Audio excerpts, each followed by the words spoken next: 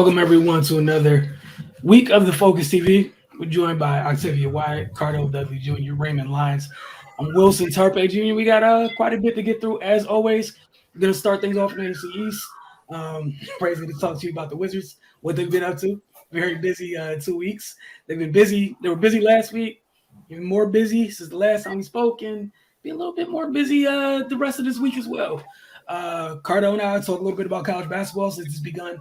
Yesterday, first really weird day of the fall where I think all 30 NBA teams played. College basketball officially started.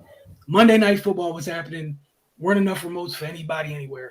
I got a quick update for you guys from DC United. And then obviously we're going to end things with rapid fire. But Octavia, what say you with the NFC East? Yeah, first of all, yesterday was crazy. I was like, it's so much stuff on TV that I don't know what to watch. And now tonight there's nothing to watch, which I get it. It's election day, but I still could have used some NBA basketball tonight. But that's just me. So yeah, NFC East this week. We only had two games with the other two teams on a bye this week. So I'll start in the order of the games that were played. So there was a Thursday night game where the Eagles played against the Texans. They defeated the Texans 29-17. Jalen Hurts was 21 of 27, 243 yards, 2 touchdowns, and 9 carries for 23 yards. Miles Sanders had 17 carries, 93 yards, and 1 touchdown.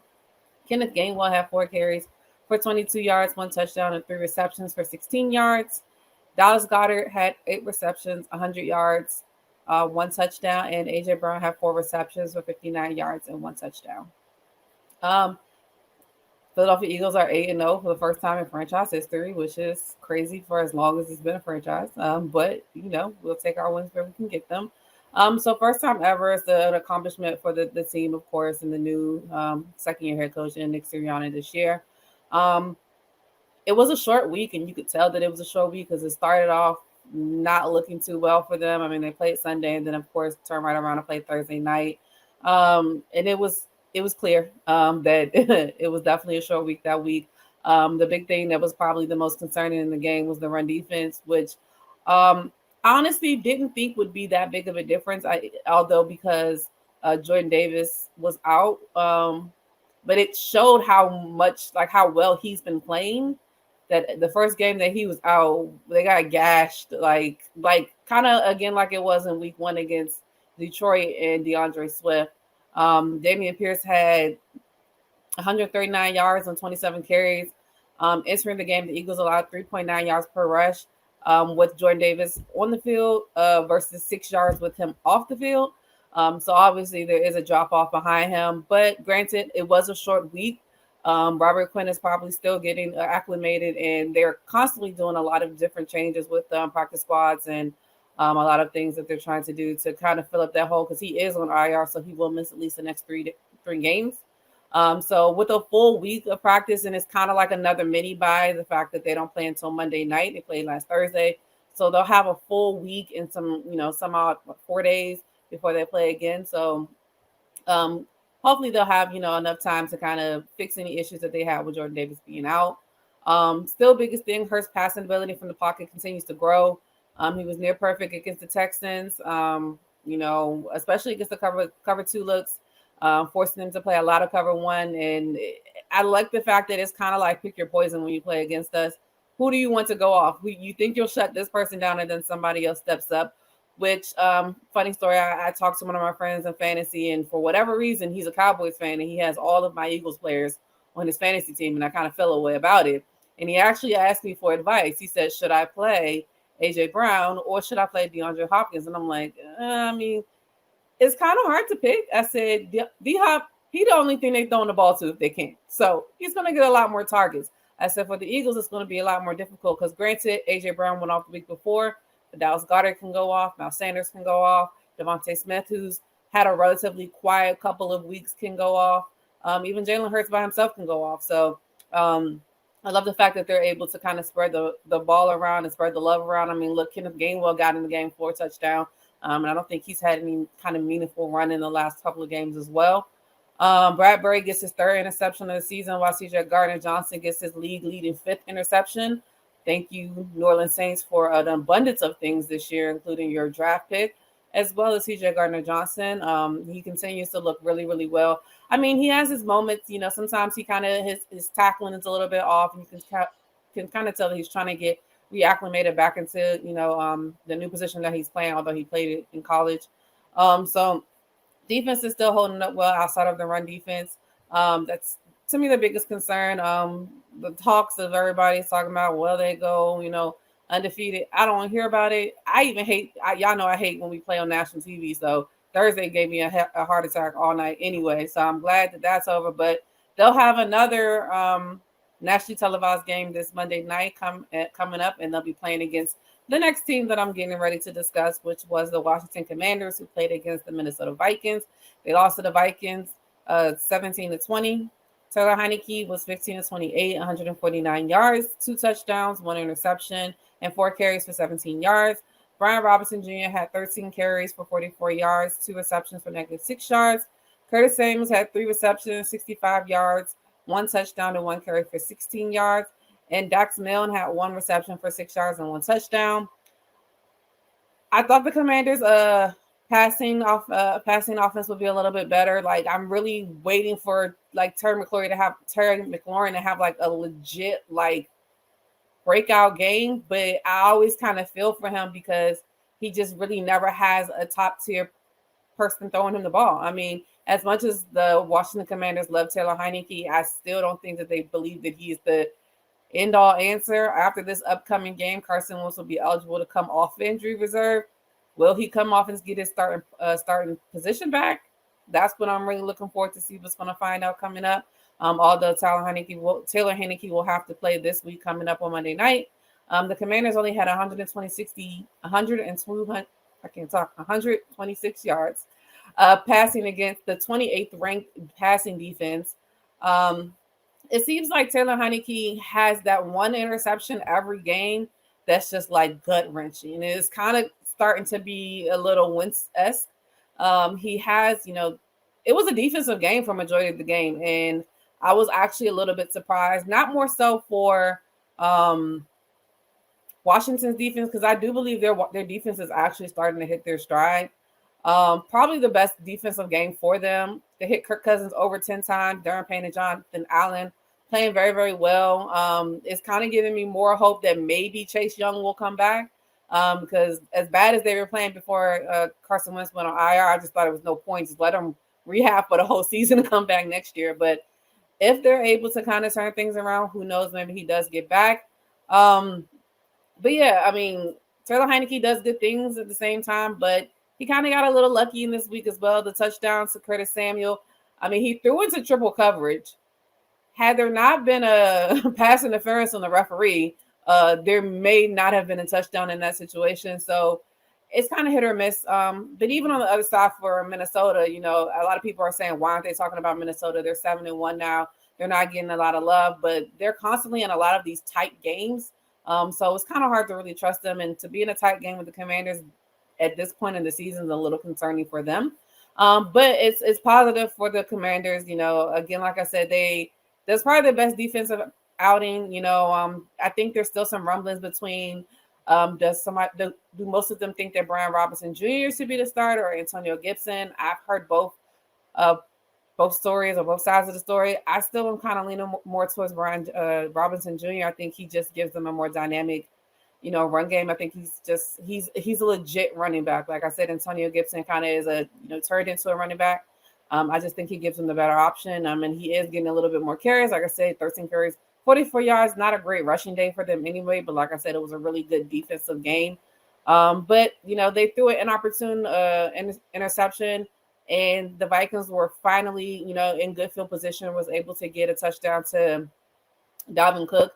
And then, they were just able to, once they got the ball back after that, able to milk the clock and kick the field goal to win the game. So Commanders, they're not completely out, but it's going to be really hard for them to get into the thick of things in the playoff race.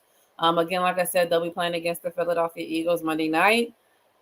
So if I'm not here Tuesday, you know why. The other two teams are on a bye this week, and the Dallas Cowboys will play against the struggle bus of the the Packers that are just I don't even know what's going on in Green Bay at all. And then the New York Giants are off their bye week will play against the Houston Texans. Yeah, the Packers are one of many teams going through it. Start this year, a good portion of NFC is just 500 seems great for some teams right now. There's many teams below it, and a lot of them teams don't even have their own draft picks, which is going to make draft time that much more interesting if you played bad and have nothing to show for it from a draft compensation standpoint.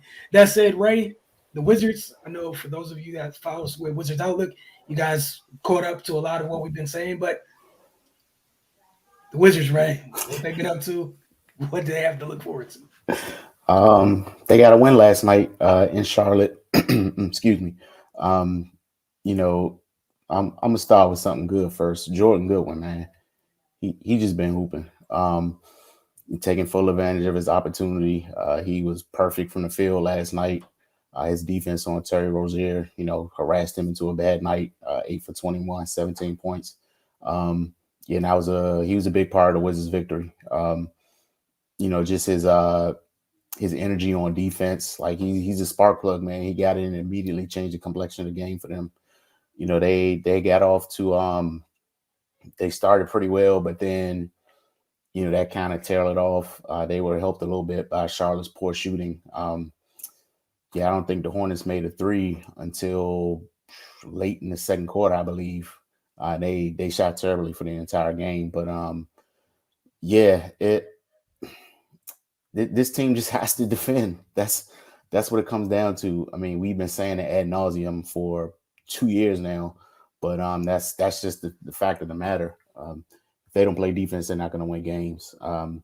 They're capable offensively, but if you can't get stops, it really doesn't matter. Porzingis, he has to find a way to be dominant, plain and simple. It's no use having a 7-2, 7-3 guy on your team if you're not going to have rim protection and not rebound. Like he falls in love with the 3-point line a little too much. When he is in a groove and he is being impactful, the team looks totally different. They're still without Bill, who's still in health and safety protocols, so they'll get a boost when he gets back. But right now, it's just a lot of things to figure out with this team, from the coach down to the last man on the bench. We've been talking about Wes's rotations. Me and Wilson was talking about it last night, and then the three of us on the game against the Grizzlies. You just got to go with who's playing well. Rui and Jordan Goodwin should be seeing the floor a lot. Guys are just not producing. Last night the bench outscored the starters. So that should tell you something there. Just put the guys on the floor that are working right now, and we can figure everything else out later. Corey Kispert, he's back in the mix. He looks good. He looks like he's ready to go. So that's a positive for them. He had a really strong season last year. He constantly developed throughout the year, and added some things to his game. So it's good to see him back. But yeah, man, we're going to keep banging the defense drum, because that's going to be what dictates how their season goes. So, and they got a tough stretch coming up. And like Wilson alluded to, they got Luke in here on Thursday, and then they welcome back Memphis, who we know how Memphis rolls. They won a tough one over the Wizards on Sunday, so they're gonna come in here and try to show them what's what.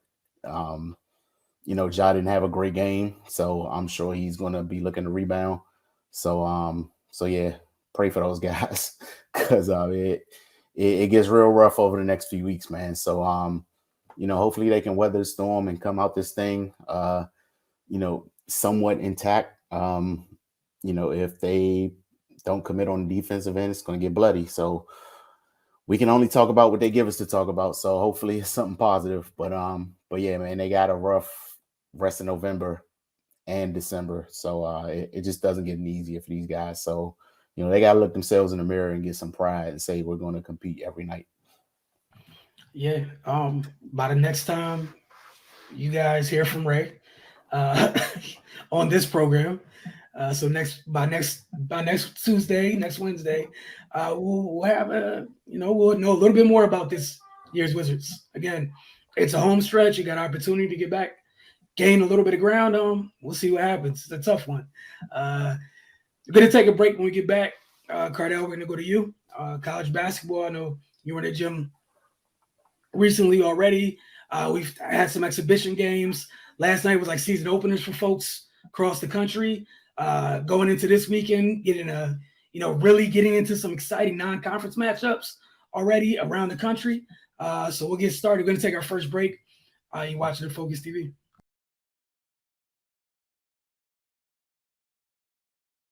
Welcome back to the Focus TV, as promised. Cardell, the floor is yours. Yeah, like you said, the college basketball season for the Division I, Division II, JUCOs, Division IIIs, they kind of already been on the way. They started last week, but Division I, it started yesterday. And, I was at GW, first season on Caputo, trying to see if they can get the program back to where it was on the loan again, where they were threatening for A-10 championships and also NCAA tournament berths, man, consistently year in, year out, and producing multiple pros. It was a great era. It's been a while. Hopefully Chris Caputo, with his pedigree, he can turn things around, get it back on track like that. But they started yesterday, started the 2022-23 season with an 85-58 win over Virginia State. Virginia State is a CIAA contender in Division II, for those that don't know. They came in the preseason ranked 4th, so it wasn't just a pushover type of team. They're a team that's fully capable of, winning the whole CIAA and get to the Division II national tournament. So it was a nice little test, man, for GW to get things started, especially under a new coach, new system. The core is still there, their experience, but you got a lot of newcomers that I'm going to talk about in a little bit. A lot of freshmen, a lot of transfers, so they're still trying to gel as well as the season begins. But one name that's been there the last few years, James Bishop IV. He finished with the game high 21 points, a career high 9 assists and 4 boards. Fellow backcourt mate Brandon Adams added 15 points and 8 rebounds. Adams was unconscious from 3-point range, especially in the first half. He hit 4-7 from deep. Both of them are from Baltimore, and they represented Baltimore well. They combined for 36 of GW's 85 points. They had it going, man, and that it was pivotal for them to play well because Virginia State, their backcourt, Terrence Hunter Whitfield and Francis B.J. Fitzgerald were preseason CIAA all-conference selections. So they come in with their pedigree as well. So it wasn't going to be an easy night, but they showed up and got it done. Virginia State was led by B.J. Fitzgerald, who I just spoke on, posted 14 points, 8 rebounds, 4 assists, and 3 steals. The difference in the game, GW defense was locked in from the jump. They weren't playing around. They were flying around, and that's something last season, the last couple of years, it really hasn't been there. Similar to what we talked about with the Wizards, Ray just talked about with the Wizards. It's kind of the same thing more. It was more of a focus under the old coach on analytics and, three-point shooting and all that, and they really got away from the essence of what the totality of what basketball is all about. And the defense suffered, and that's why they were up and down. They held the Trojans to 30% shooting from the field, which included 25.9% shooting in the second half. GW also held Virginia State other CIAA preseason on guard Terrence Hunter Whitfield at 10 points on 2 of 14 shooting from the field, and those 2 shots were 3-pointers. So that kind of gives you an idea of how potent their defense was throughout the game. They had their slip-ups, times where they got flat, and Virginia State was able to kind of, I wouldn't say make it a game, they made it respectable. They ended up losing by, I think the biggest lead that GW got was 32 at one point, but for most of the game, especially in the first half, Virginia State kept it around 12 to 11. They were right there where a good run, it's a game.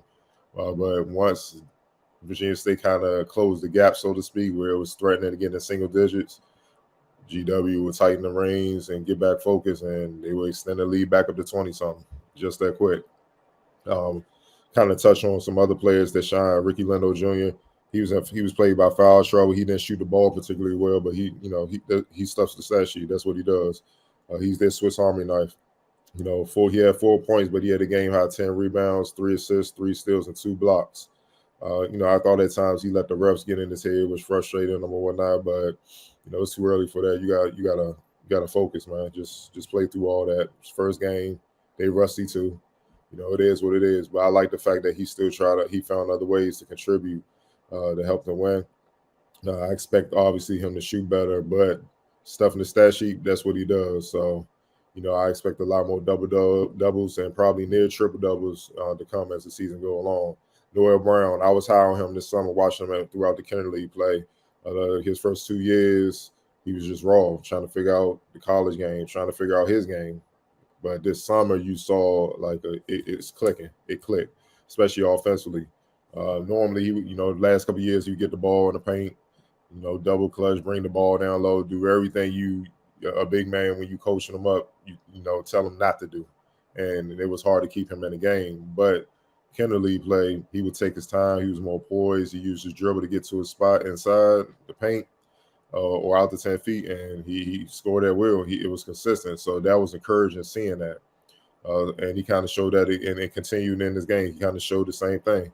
He finished with 9 points and 6 rebounds, so 4-4 from the field. His hands done got better when they drop it all to him. He's catching the ball. He's either going up strong or he's taking his time, pump faking, making a big jump and dribbling to the other side to finish reverse lay-ins and stuff. He's just being more efficient with his play. I know that comes with experience. He's a junior now. He knows what to expect or whatnot. Big men take a lot longer to develop than guards. So that's an encouraging sign. They're going to need him in the A-10. The A-10 is big, and there's a lot of experienced bigs. So they're going to need him to hold down the middle. Max Edwards, that's a transfer from Kansas State. I saw him in high school a lot. Came up to Jim Couch a couple years.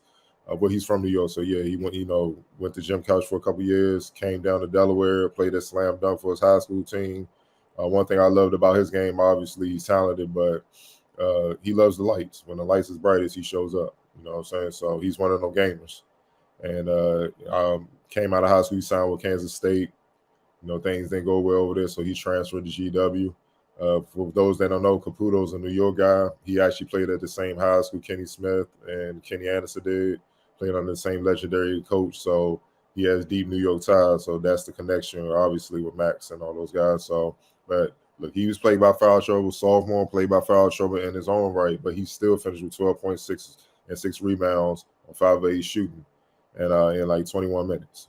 So you don't normally see that from young players. That's one of the things they're trying to figure out. When they get in foul trouble, normally, mentally, it's hard to get them back into the game because they're frustrated. They're on the bench a long time. They feel like the refs picking on them, but you didn't see none of that. He has the poise of a vet, upperclassman, man. And then he showed that. But he's ultra talented. He can score from 3 levels. He can defend multiple positions, rebound.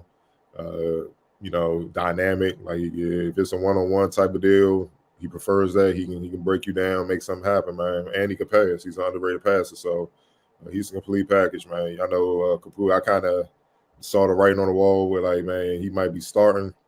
Caputo in the preseason was kind of, we'll see. You got to build it up. I'm like, yeah, you can't fool me, dog. I know what's going on. I see the practices. So yeah, he did get the start, and he made an impact despite his limited minutes, man. So, look, it was a good start to the season. The main thing is just continue to build as many positives as you saw, as good as they played to, blow out Virginia State. There were still some negatives. They turned the ball over a lot. They could do better on the boards. They have a definite size advantage. Ricky Lindo is 6'8". Hunter Dean is 6'10". Noel 6'11". They got a transfer, sophomore transfer who's 7'1", can shoot threes. His name slips me at the moment, man, but he's talented, little thin, but he's not afraid to throw his body around. He's not soft, he's just thin, you know what I mean? But he's skilled, European kid.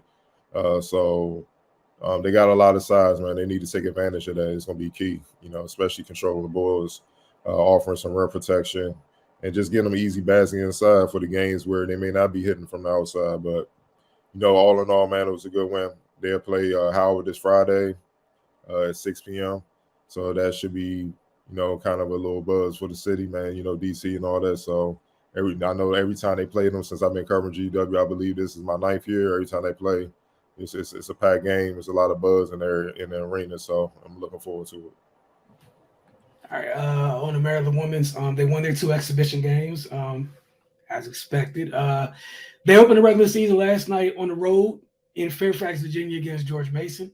Maryland beat George Mason 88-51. 4 players scored double figures. 10 players scored a total.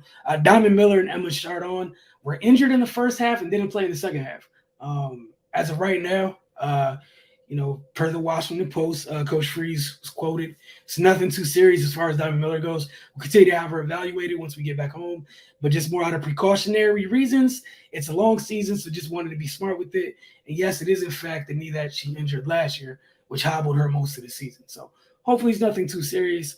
And we'll end up seeing how she feels because a little bit later we'll talk about the matchup they have on Friday and the importance of her being on the court or not. Again, it's a long year, so we'll see what happens.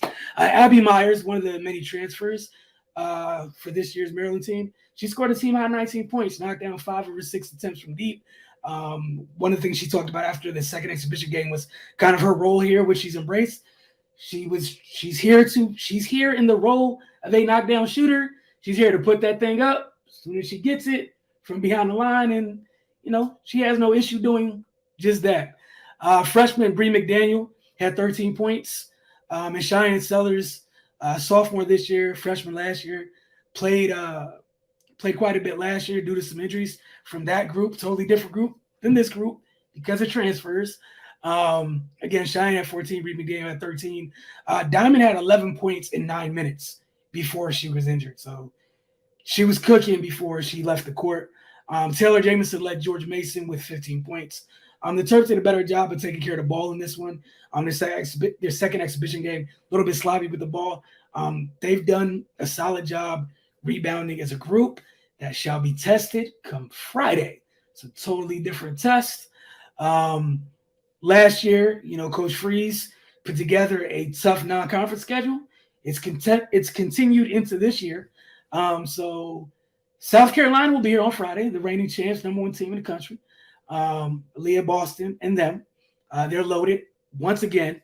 Again, Maryland doesn't have a ton of size in their front court. They have good size on the wing, but we know the type of South Carolina has size, period, as a whole, up and down their roster. So for Maryland, things that matter, obviously, defending is defending. They have to take care of the ball, and they have to fight for their lives on the glass, which is easier said than done. That said, again, it's one of 3 very tough non-conference matchups. They got South Carolina at home, I think a little bit later. Like within a couple weeks, they got Baylor on the road. And then in December, they got Connecticut at home. So this group is going to get tested by the time they're going to have a good idea of who they are and at least what they need to work on heading into the conference play. But again, just prayers up for Diamond Miller and Emma Chardon that they both, have speedy recoveries. But I'll be reporting back here next week. They play South Carolina on Friday at home, and then they got, I think, Davidson at home on Sunday. So they're look, man, these games are gonna add up quick and in a hurry. NBA, college basketball, man, I feel like something else is gonna pop up here sooner than later. We're gonna take our second break. When we get back, quick little update on DC United, and then we'll see what Cardell has for us on Rapid Fire. You're watching the Focus TV.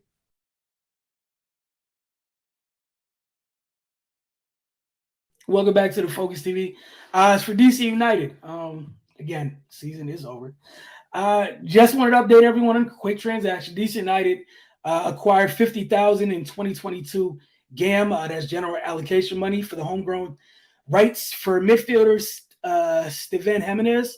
Additionally, DC United can receive up to $200,000 in conditional GAM should Jimenez sign a second MLS contract with FC Cincinnati, and an additional $300,000 in GAM if certain performance-based incentives are met. DC United will also retain a percentage of GAM should Jimenez be traded within the MLS, or a percentage of any sell-on amount if Jimenez is sold outside of the MLS. Again, we know the track records DC United has had with their homegrowns. So we'll see how that goes. On another note, former head coach Ben Olsen just got hired. He has a new job. He has now been named the new head coach for the Houston Dynamo. So we'll see how Ben's going to do over on that side. No shots were fired in the opening presser, obviously, but there was one little trail that's continued. No matter who the coach here is, just resources. And fans will talk about this all day. Just wanting this club to spend a bit more, so they can go out and try to compete. You got some folks on national level just frying the organization for how they've done the past couple of years, how they're going about building rosters, what have you. So just something to keep an eye on. But Cardell, what you got for us in rapid fire? We're gonna start. Obviously, there's a lot of drama in sports, so yeah, might as well get to that part first. While talking during Abu Dhabi NBA games to the Greek NBA rights holder Cosmo TV, Isaiah Thomas dropped a bomb during his interview. When asked about his old dispute with Michael Jordan and the way it was portrayed in the Last Dance documentary, Thomas didn't hold back. As he said, when I was watching The Last Dance, I'm sitting there and I'm watching it with my family and I'm thinking everything is good. And then this guy comes on television and he says that he hates me and then he calls me an asshole. And then I proceed to watch a whole documentary about him being an asshole. I'm like, wait a minute, time out. Until I get a public apology, this beef is going to go on for a long time because I'm from the west side of Chicago. Octavia, we start with you. What are your thoughts on Isaiah Thomas not letting this drama go? My God, please let it go. Like, first of all, what is he like? I don't want to say how old is he? Is it like in his 60s or something? Like, what are you talking about beef, sir? like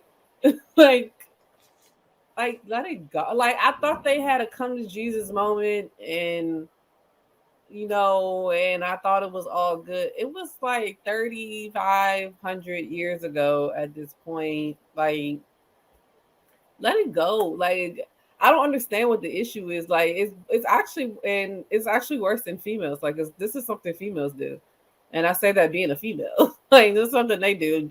Drag on this dumb issue for however long. Neither one of y'all playing NBA no more. You ain't got to be around each other. You got your job at what I think he does stuff on NBA TV.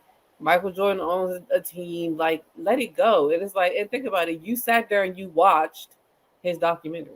Like, you watched it. So, like, this is like the dumbest beef I've ever heard. Like granted, I get it. Like, maybe like back then, like, okay, you and your feelings, you had your egos and your male pride and all that things. I get it.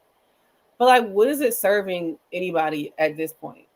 Like, it's not doing anything. It's just like, you just sound old and bitter at this point. Because like, I don't think Jordan's going to say anything about it. So you just sound like real one-sided and old and bitter and like just won't let something go. Like, and it's just annoying. Like, this is like the dumbest thing I ever heard. Right. Yeah, Octavia took the words right out of my mouth. You're too old. You say it's a beef, but you're the only one actively participating in it. It kind of reeks of insecurity to me, because I guess he feels like he doesn't get his fair shake about his legacy or where he stands. Dude, you've accomplished so much on and off the court. Just take that and be happy with it. Why do you need it? It feels like he's crying for validation from this man, and like Isaiah Thomas is one of my favorite players ever, but you kind of tarnishing your legacy, man. Let it go. It's not serving anyone. I don't think Michael Jordan's going to apologize. So just move on. It's been 30 plus years. Nothing's going to change. You guys don't have to be friends, but to continue on like this it's kind of embarrassing, man. And for somebody as great as Isaiah Thomas, for this to be a constant thing, like we should be talking about his 2 championships, a finals MVP, all-star game MVP. We should be talking about all he accomplished, but he wants to hang on this one thing with the greatest player ever. Like you're not going to ever be recognized on that level. It's okay. Nobody else that ever touched the basketball is either. It's fine. You're great. Accept that. Live your life. Sell your champagne. Like he just got into the cannabis space. Grow that. Like it's a lot that we should be talking about besides this. And unfortunately, he's the one that keeps bringing it to the forefront. So I hope he gets over it at some point. I don't think Mike cares, but he can conduct his life however he see fits. But yeah, it's time to bury this. Wilson. Yeah, it's just sad. Let it go. It feels like it's a one-sided beef. I promise you, maybe I'm wrong. The other side, if it doesn't seem like the other side cares or it affects their life in any shape, fashion, or form. And again, if you know how said person feels about why did you sit there and watch his documentary? Did you think you were going to see some flattering, like something about you? Also, like there was like respect given to you. So you're picking and choosing what you want to be upset about. And again, going back to, it's kind of, with current times, like this accountability thing, like, okay, guy. Okay. Like, again, you are one of the greatest to play your position ever. Let us just focus on that. Remember you for that. Don't do this. Yeah, for me, one, it was a documentary. So for me, Mike was, he elaborated that it still continues because it's beef. Isaiah did a lot of petty stuff to him when he was coming up, and we all know those stories. But he was also speaking more to the time, what it was. It was a hated rivalry both ways. You know what I mean? And Isaiah, like Wilson said, a lot of that you gotta be accountable for. You was extra petty to him because he was stealing thunder from everybody. He had endorsement deals that a lot of the great players at the time, all of them was pretty much under Converse. They didn't have, and that wasn't just him. He just had great representation. Shout out to Dean Smith. He took care of him, as a college coach should do. He skipped steps. He came in all world out the gate, which is something no one else has really did. Maybe minus Wilt or Jabbar or somebody like that. Definitely not a guard. And then on top of that, you knew he was coming, and he was doing it in your town, as Charles Oakley put. He took over Chicago. That's really what it is. You come home, and you a legend, and they like, yo, we want you to hoop and all, but we Bulls fans. We rolling with Mike. Of course, that's gonna sting. You know what I'm saying? That's gonna sting, but give them L's like you were doing for a period of time. You give them L's, all that shut down. You know what I mean? And then let's not ignore the physicality. Y'all were dirty. The only one on that team that wasn't dirty was Joe Dumas. Let's call it what it is, man. You know what I'm saying? And that was during a time where the money wasn't that great. So the things they were doing, it could have cost players their careers, but they kept doing it. They kept getting away with it. Isaiah was petty for a number of things behind the scenes, off the scenes. He was the president of the NBPA. It's been documented how he actually put in the wildest rule I've ever seen, the no isolation rule, to try to slow down Mike, because he said it wasn't. His reasoning was it's not great basketball if it's not great for the game. Like, it's been documented. Those things are documented. So Mike, you think Mike is just sitting back and just like, yo, why is he effing with me? Why is he effing with me, man? But at the same time, you brag about beating him, but you put in a rule to slow him down because you knew he was going to get you up out of there sooner or later, like earlier. So it's just petty stuff, man. But like you said, not only did you watch the doc, you participated in the doc. So if it's that beef, I'm not, what? Like, I would have hung the phone up. Like, why are you calling me? Tell Mike to go F himself and hang up. It's simple as that. So, look, man, I love the era we grew up on because you see why I was so competitive, because that even now to that day, that is still there. And it's sorely missing today in today's game. But at some point, man, you get a certain age, you got to let that go. I guarantee you, 60 years old, I'm not going to be worried about none of my enemies, man. I promise you. Unless they in my face bothering me, then we'll settle it like that. But And if you are far, for one, I don't even know how you're gonna get in contact with me, because if you my enemy, you cut off. Like, I'm gonna make sure every avenue is exhausted where you don't exist. You're in exile. So he needs to exercise that, man. Because like you said, Mike, the level Mike on, he lets his friends get to you. And that's what Charles Oakley did. He relayed the message. Mike don't respond, man. Mike chilling. You know what I'm saying? It's just like you said, he's moved on. He said what he said, he kept it moving, man. And he's just trying to help the Hornets win. But yeah, it is sad, but it is what it is. Moving forward. But more drama in the NBA, because it seems that's all they love to bring these days. Been reported today that Nets star Kyrie Irving reportedly met with NBA Commissioner Adam Silver. According to the Associated Press, the meeting and its details were kept private. Irving's meeting with the commissioner comes after the Brooklyn Guard made headlines last week for sharing an anti-Semitic film and book entitled Hebrews and Negroes on social media. Irving has since deleted the tweet, but Rolling Stones described the film and book as one that was stuffed with anti-Semitic tropes. When Irving initially doubled down on his sharing of the film, expressing that he did not do anything illegal or hurt anybody in a post-game news conference on October 29th, Silver condemned Irving's refusal to apologize or say that he doesn't hold anti-Semitic beliefs and called his decision to promote the film a reckless decision. After multiple controversial interviews and a refusal to apologize, Irving issued an apology on Instagram after the Nets suspended their star guard for at least 5 games last Thursday. Vincent Goodwill, Yahoo Sports, reported that the 7-time All-Star must reportedly complete a list of requirements that include issuing a verbal apology to the media for sharing the film, as well as having a strong understanding of why the film was harmful. Irving also will be required to follow complete sensitivity trainings under the direction of the team and meet with Jewish leaders in the Brooklyn community, and will need to donate $500,000 to anti-hate causes and meet with the Anti-Defamation League, according earlier to Tuesday. So to start, NBA Players Association Vice President Jaylen Brown shared that he felt Irving's suspension will be appealed by the union.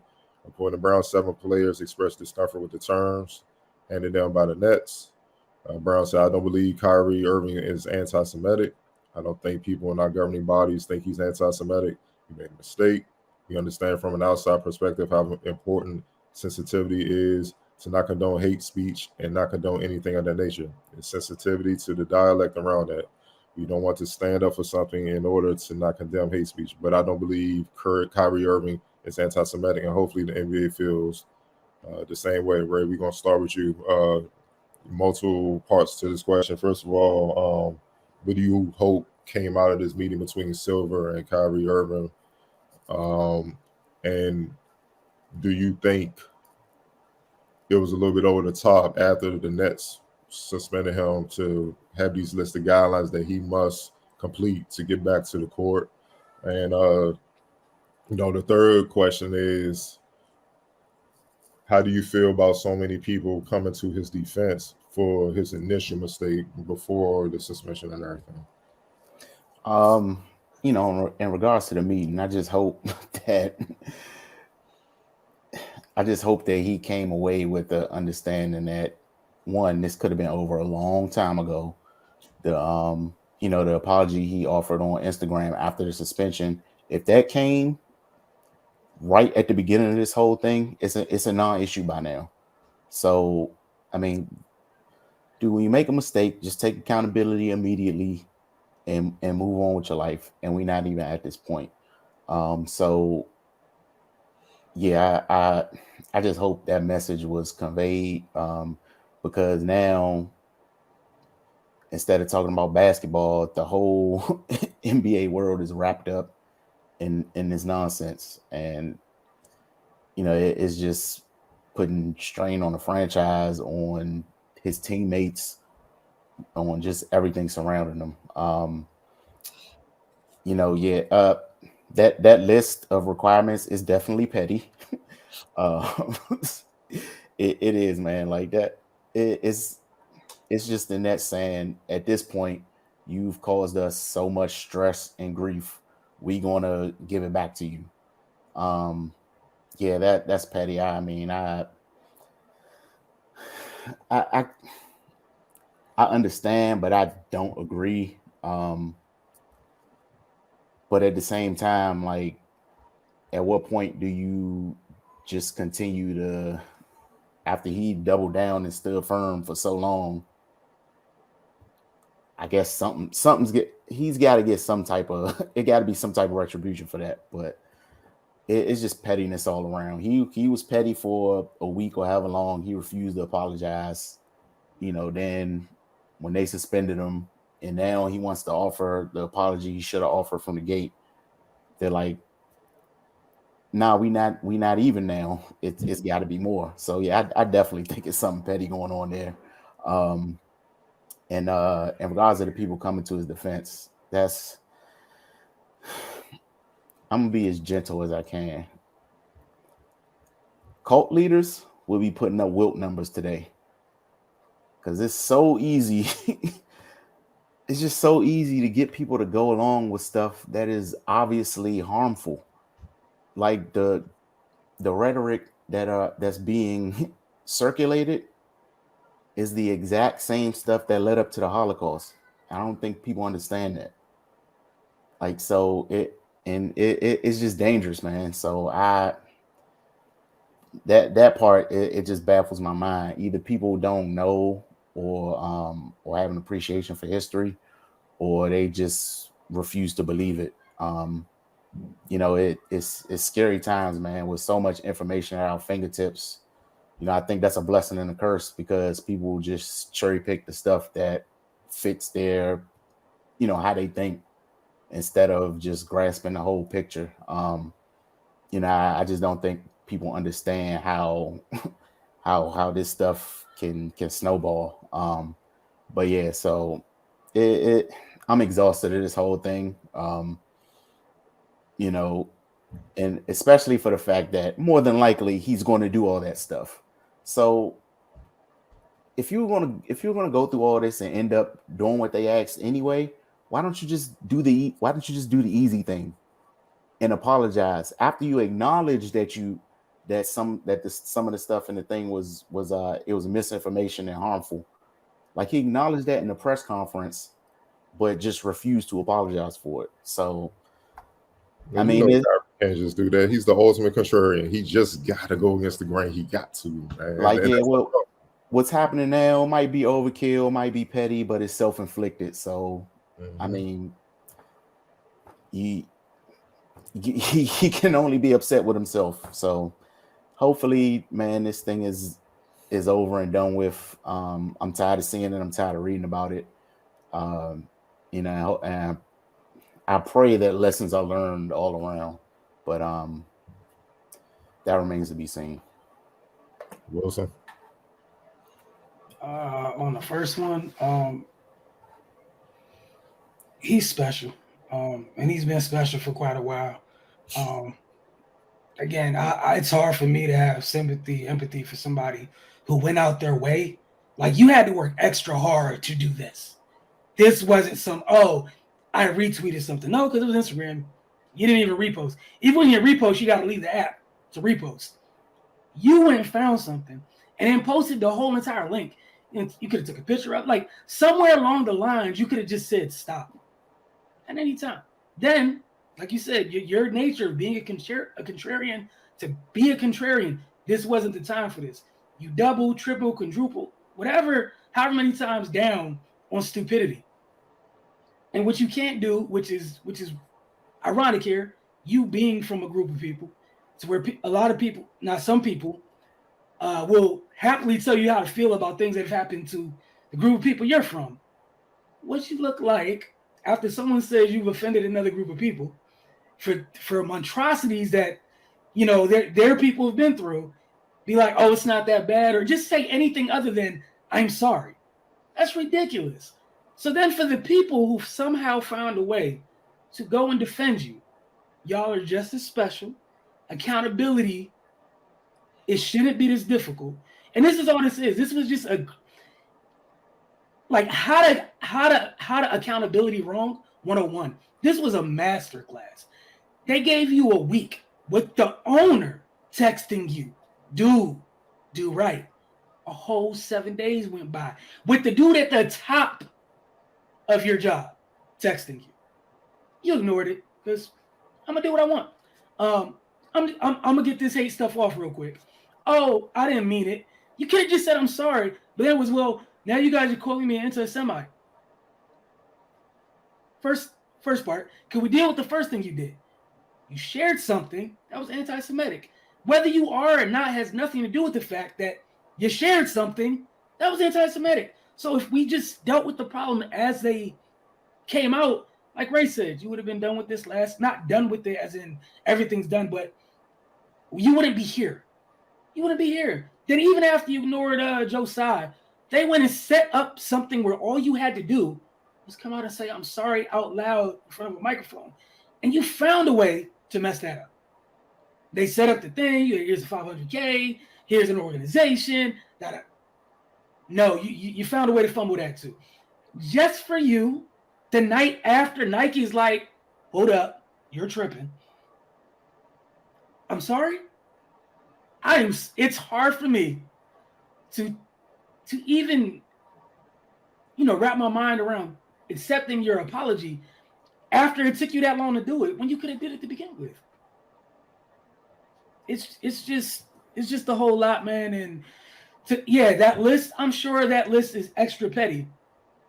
And to anybody that has an issue with that list, read down Kyrie's resume of this type of behavior.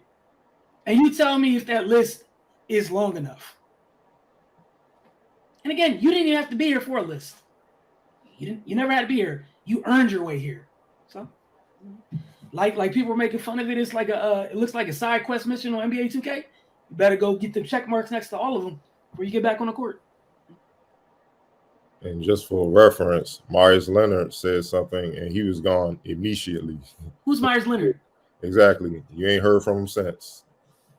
They gave Kyrie Irving a week because of his talent, and you still jacked it up. So, Octavia, your thoughts on this?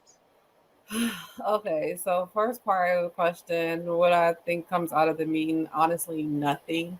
I don't think Kyrie cares. I don't think he's going to change how he is. I don't even think they said that the meeting was productive, but what else would they say at this point?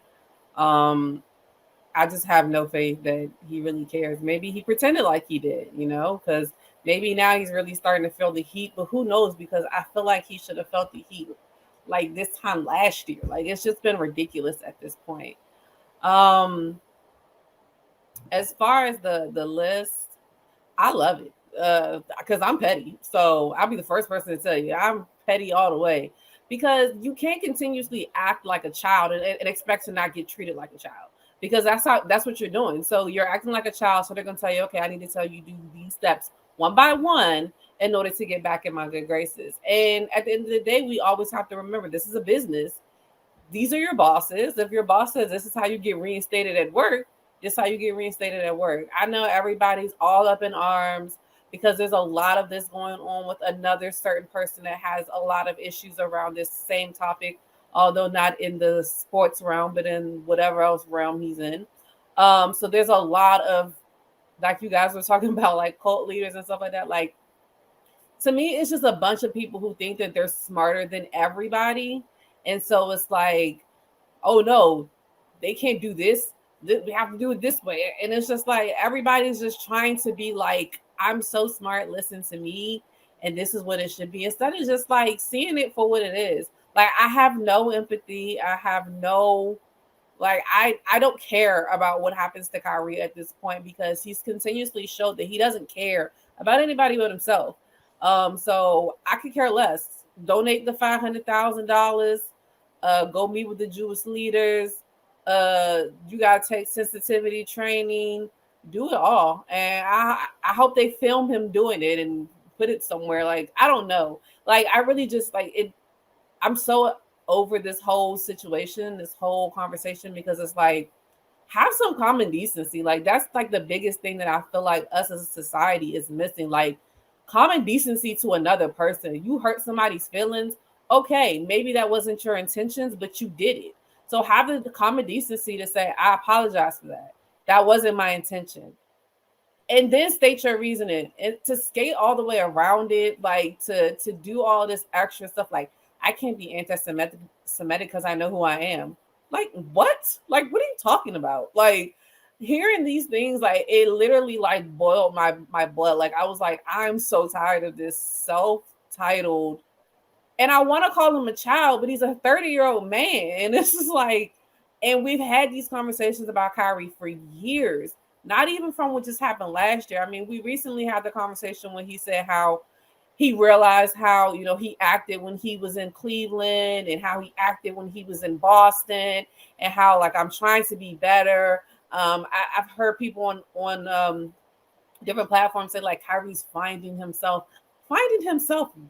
as an asshole, because that's what it looks like. Like, it's just annoying, especially for somebody who has that much that big of a platform to reach people, and this is the type of things that you're doing. You have children that look up to you. Granted, I'm not saying they sign up to be role models. I get that. They're human beings, everybody makes mistakes, but be adult enough to like, that's not my biggest thing. It's like, say you're sorry. I didn't mean to. That wasn't my intention. But like Wilson even said, like, you really had to, like, work hard to get at this point. Like, so you reap everything that you sowed at this point, and I could care less. Like, I don't care if I ever see him play about. Like, I know he's a great basketball player, but I could care less if I ever see him play basketball again. Like, I could care less at this point, because it's about your characters at this point. So whatever happens to him, let the chips fall where they may. And I could care less about Kyrie at this point. For me, the meeting with Adam Silver, I wish Adam had a little more David Stern in him, because we wouldn't be at this position. You right. Kyrie would have been disappeared. And matter of fact, he wouldn't have had a chance to get to this point. He'd have been gone years ago. Because David Stern ain't play those games. Look, I'm all for being a former player and stuff. I'm all for players having more leeway than their predecessors years before, where the owners just had complete control and were just using and abusing. I get that, but it's gone too far now. It's not even player empowerment; it's player entitlement era, and you've seen the results of it. Where it's just, that's where Kyrie, he feel like he can, because the Nets allowed him. You know what I mean, to get this quote unquote super team so they can get buzz and be in a position to win championships. But you understand, like, just because you got all world talent, be together, and it's hard to be together when you constantly have distractions, especially from your quote unquote superstar, at least one of them.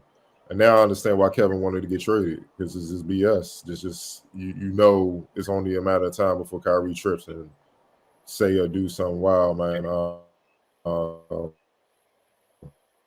You know, just as for, you know, the situation as far as the post, the guidelines, obviously, like it that part of it went too far, but I'm like, Wilson, I don't really have no sympathy for him. But yeah, they are going too far. But guess what, Kyrie? When you call yourself so enlightened and your thinking is so, you carry yourself like you're thinking so far above everyone else walking this planet. If you were that enlightened, you understand and know your history, because you know who you are and all that. If you really did, this is what they do when you fuck around. They finish you, dog. Like, they come swift and they come hard, and they take everything. And you got a taste of that. And the people trying to make this like some crusade, like he's the next Muhammad Ali. I'm like, dude, our people are trip, man. Our people are trip.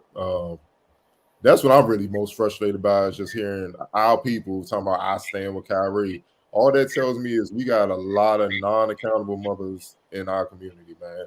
And now it further proves why there's so much drama in our community, man. Because how can you really get behind that? First of all, this man don't even have a stance for you to get behind. He just posted he posted a screenshot of something ignorant that is, one, falsifying information, falsified quotes, and a ton of hate speech. It's nothing positive about that film.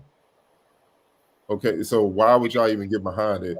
Two, you got people standing up on, like, he didn't promote it, he just posted it. Anything you post on social media, it's saying, look at this. That's promoting.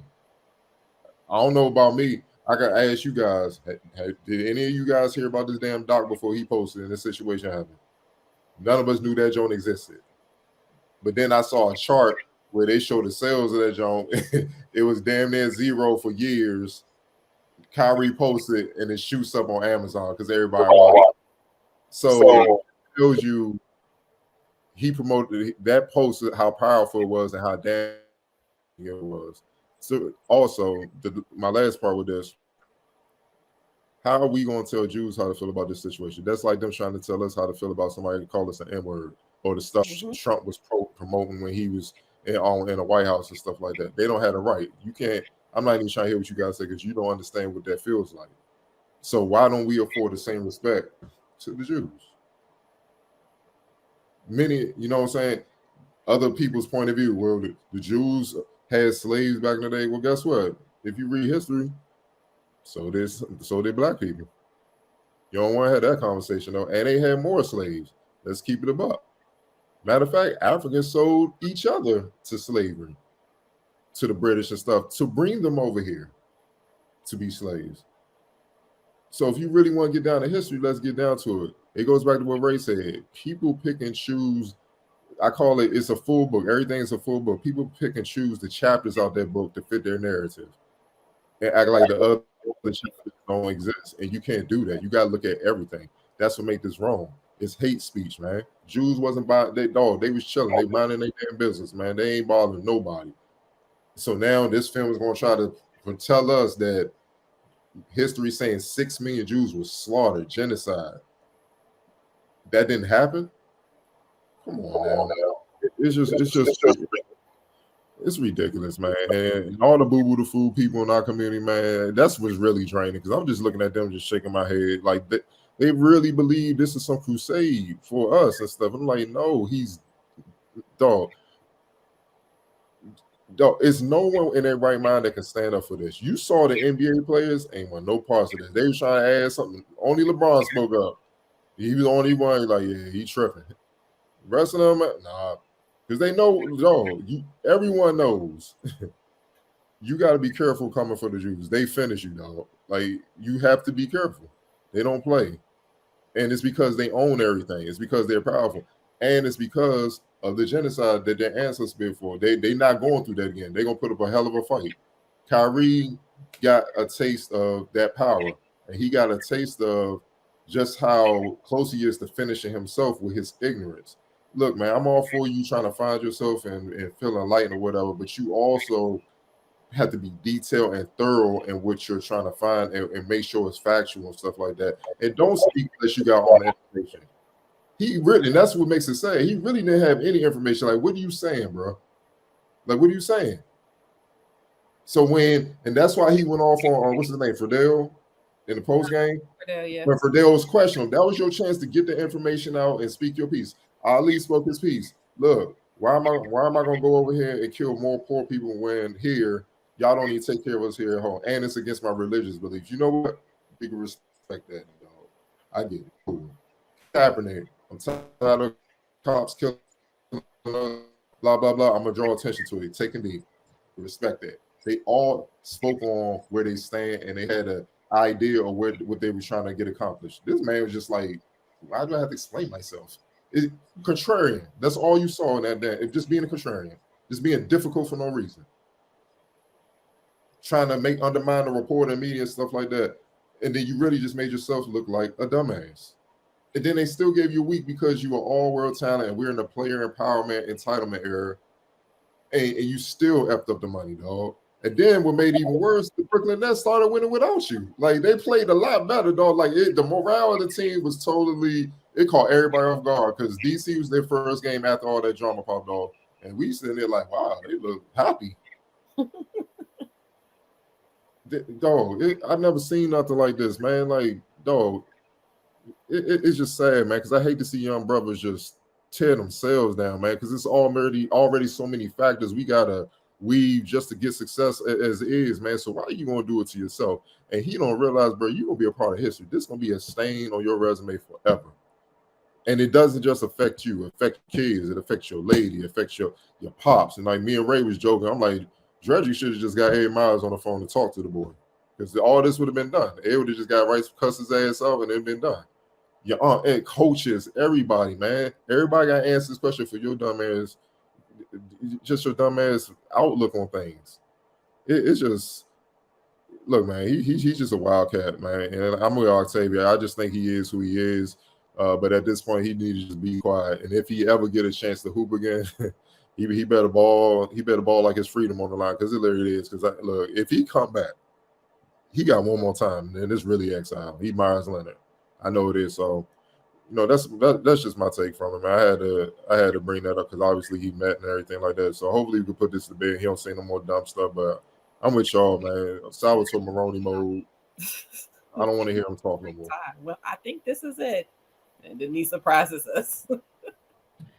He's going to do something else before the year ends. Absolutely. He can't help himself. Man, there's some desperate teams out there. I don't know, dog. They looking bad, especially on that West Coast. Kyrie, come on over. We love you. That might be a saving grace because, boy, I want to thank you guys for tuning in this week. We appreciate it as always. Don't forget, you can watch the Focus TV each and every week. Wednesday at 9 a.m. on our Roku channel. All you have to do if you have a Roku television or device is just type in the Focus TV on the search box, double tap OK on the remote, and it adds the channel so you get the Focus TV each and every week, along with anything else we have going on, things like Wizards Outlook, Mrs. Outlook, or anything else special during any time of the year.